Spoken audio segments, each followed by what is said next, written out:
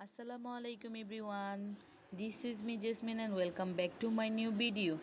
আমি আজকে আপনাদের সাথে শেয়ার করব আলু দিয়ে কাচকি শুটকির রেসিপিটি তৈরি করার জন্য আমি সকল ইনগ্রেডিয়েন্টসগুলো কেটে নিয়েছি। তো আপনারা দেখতে পারতেছেন কড়াইয়ে পেঁয়াজ আর রসুন দিয়ে ভেজে নিচ্ছি। তো আমি প্রথমে আলু ও শুটকিগুলো প্রসেস করে নিয়েছি। শুটকিগুলোকে আমি গরম পানি দিয়ে ধুয়ে নিয়েছি। তারপরে কড়াইয়ের মধ্যে তেল দিয়ে পেঁয়াজ রসুন ভেজে নিয়ে তার মধ্যে মশলা দিয়ে দিয়েছি। মশলা ছিল হলুদ, মরিচ আর ধনিয়া আর লবণ। এখানে আমি তেমন কোনো আলাদা মশলা ইউজ করব না। তো মশলাগুলো কষে লাল হওয়ার জন্য অপেক্ষা করতেছিলাম। মশলা আপনি যত কষাবেন তরকারিটা আপনার ততটাই ভালো লাগবে। যেহেতু এটা শুটকির তরকারি, তো মশলাগুলো যদি আলুর ভিতরে না যায় তাহলে খেতে এতটা ভালো লাগবে না। তো আমি মশলাগুলো কষানো হওয়ার পরে এর ভিতরে আলু দিয়ে এটাকে আবার ঢেকে কষিয়ে নিচ্ছি, কারণ আলুর ভিতরে মশলাগুলো যেতে হবে, তো তাই আমি বারবার কষাচ্ছি। তো অনেকে আছে এরকম যে একসাথে সবগুলো মেখে রান্না করে ফেলে, এরকম আমি অনেক ভিডিও দেখছি, বাট আমি এটা অন্যরকম করে রান্না করি, যে যার মতো করে রান্না করতে পারে আর কি। তো দেখতেই পারতেছেন আলুগুলো আবারও আমি নেড়ে চেড়ে দিচ্ছি।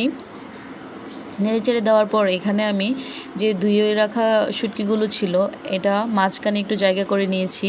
তারপর এখানে দিয়ে দিব শুটকিগুলো দিয়ে আবারও আমি আলুগুলোকে ঢেকে দিব।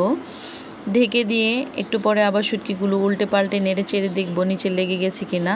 তারপরে আবারও নেড়ে চেড়ে এটাকে আমি উল্টিয়ে পাল্টিয়ে দিচ্ছিলাম। তো আবারও এটা আমি রেখে দেব, যেহেতু এটাও এখনও কষানো হয়নি। তো কষাতে কষাতে এখন আবার খুলে দেখব যে ঠিক আছে কিনা, কারণ এখন আমাকে এটাতে পানি দিতে হবে। যদি আবার লেগে যায় তাহলে খেতে আবার মজা লাগবে না।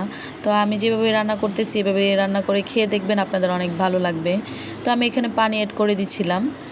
অনেকের কাছে পানিটা অনেক বেশি মনে হতে পারে, বাট না, আলুগুলো পানিগুলো খেয়ে নেবে, এই জন্য একটু বেশি দিতে হয়েছে। কথা বলতে বলতে আমি রাইস কুকারে ভাতটা বসিয়ে দিব, কারণ তরকারি হলে তো ভাত লাগবে, ভাত রান্না করতে হবে। ভাতটা বসিয়ে দিব, তারপর আবার ঢাকনা খুলে দেখব ঠিক আছে কি না। তরকারিটা যখন বলক আসবে আবার এর মধ্যে দিয়ে দেবো কাঁচামরিচ দিয়ে আবারও ঢেকে দিব। ঢেকে দিয়ে এখন দেখব তরকারিটা হয়ে গেছে প্রায়। তো এখন চুলা থেকে নামিয়ে পরিবেশন করার পালা। তো জানি না কার কাছে কেমন লাগছে, তরকারিটা কিন্তু অনেক মজা হয়েছিল এবং অনেক মজা করে খাইছি। তো যার যার কাছে ভালো লাগছে আমার ভিডিওটা অবশ্যই আমার পাশে থাকবেন। আসসালামু আলাইকুম, ভালো থাকবেন। দেখা হবে আবার পরবর্তী কোনো ভিডিও নিয়ে।